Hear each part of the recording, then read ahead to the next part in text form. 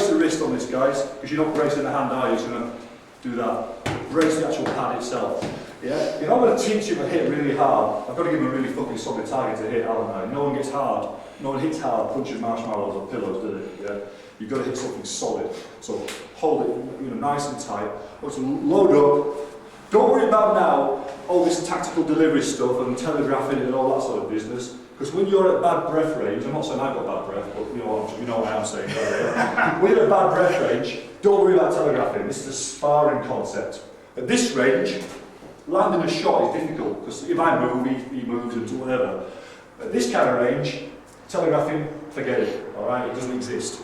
All right. In fact, to be honest, at this range, it's not that big a deal. Who's ever seen a fight where someone does this? Smack and landed the shot. It's not that big a deal, is it, telegraphing? It's not what people try to make it out to be. Okay? So, at this kind of close range where the guy is going to be, nobody has a fight with you outside of arm's reach. That's not a fight, it's a sparring match. You know? If I really want to beat you up, why would I stand so far away that I couldn't do it? You know? He's going to be in the process of throwing shots at you, isn't it? So you're going to be fighting like this. So all that telegraphing, pad up, land a heavy shot now. Now what we're looking for is that when you land, was that a Kodak moment, was it? It's a movie camera, not a still. Right? When we're going to land that shot, we want it all to go on there and then off. We don't want it to hit, come down here. That's waste. What is that? Is the hand achieving when it's doing this? Nothing. Yeah, just a bit of a workout for one, I suppose, you know what I mean? But that's about it. We want to fire it like it's going through a fucking hole and then coming back out the same hole. That's it. We want a complete dump of energy into that. Energy is not like this spiritual kind of energy, it's kinetic energy. Alright, see Newton for that one. Alright. And straight back. Again. And use the recoil on that one, don't believe you're on a target. The last thing you want to do is hit and stick. Hit and bang, it's off. Use that recoil. You ever fire the gun here? No? Anybody? With a balaclava on? No? A few strips from here? No? See me after if you want. I'm not chatting with you about that. Alright. A gun uses the recoil energy to recock itself, to put another round in the chamber. Yeah? Modern ones do anyway. The older ones, bang, load them up, don't you? Don't throw punches like an old flintlock pistol. Boom! You have to wind your hand back and set another shot. Use that energy to reset that shot, throw another one.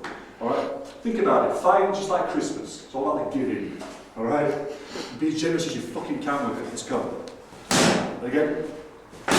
Hard now. Slam the body in.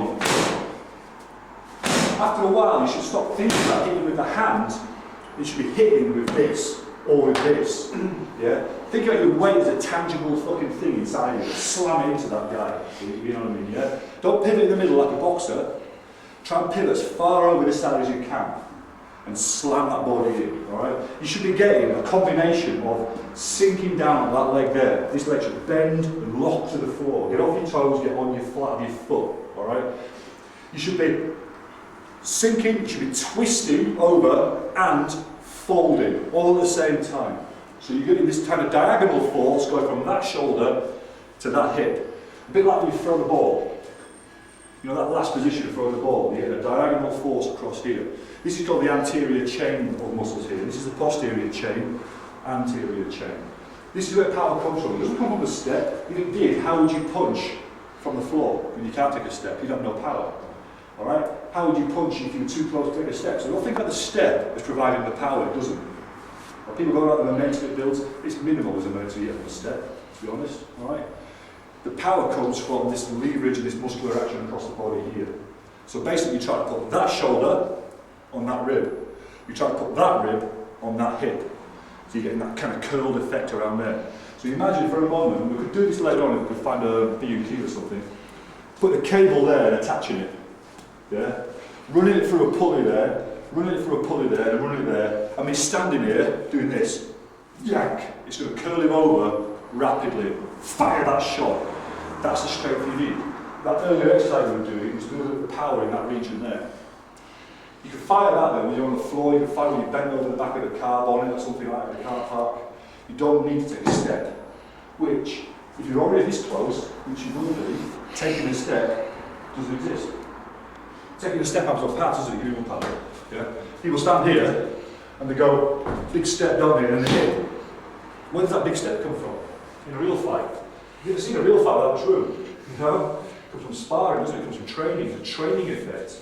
We want to look at the fighting effect. I don't want to get good at the drill in here, I want to get good at the fucking fight out there.